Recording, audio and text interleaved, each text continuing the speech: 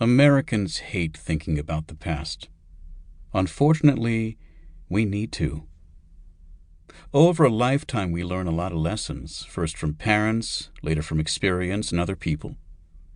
One of the big lessons in life is this: a sound guide to staying married, staying friends, or simply staying sane is to remember and honor the good in things before criticizing the bad.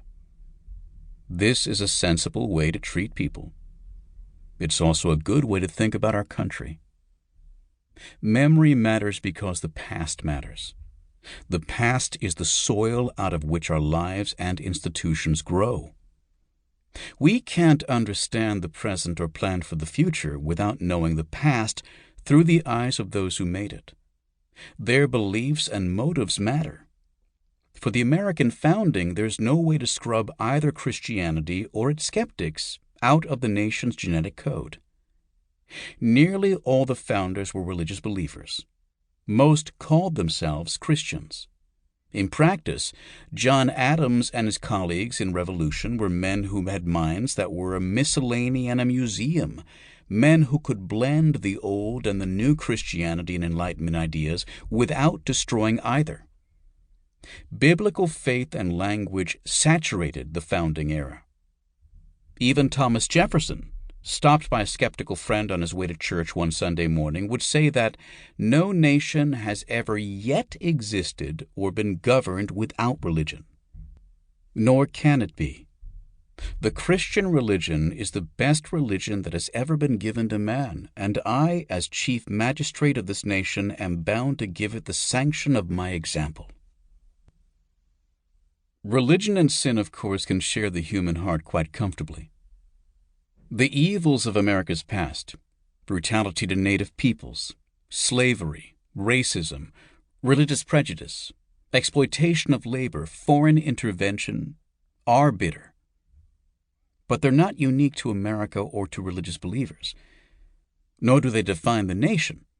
Nor do they void the good in the American experiment or its uniqueness in history. Asked some years ago if he believed in American exceptionalism, the French political scholar Pierre Monod said, "It's difficult not to, because it is the only political experiment that succeeded.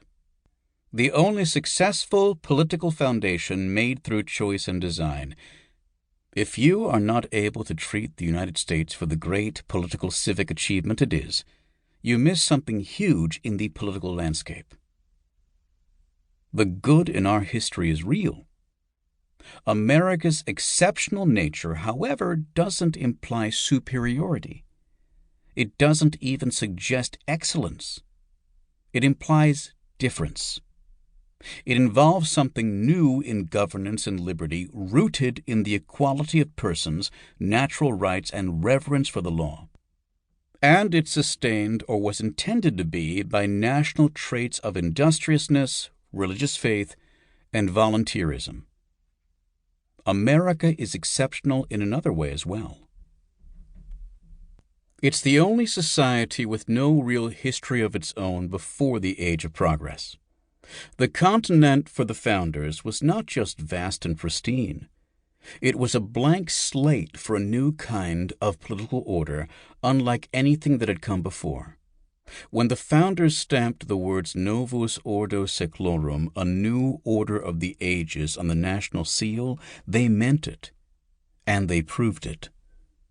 A special genius of law, institutional structure, moral imagination, and an idea of the human person animated the American founding and its development. From the start, religious faith has been the glue and rudder of the American experiment, its moral framework and vocabulary, at least as people have typically experienced it. That rudder and glue no longer seem to apply.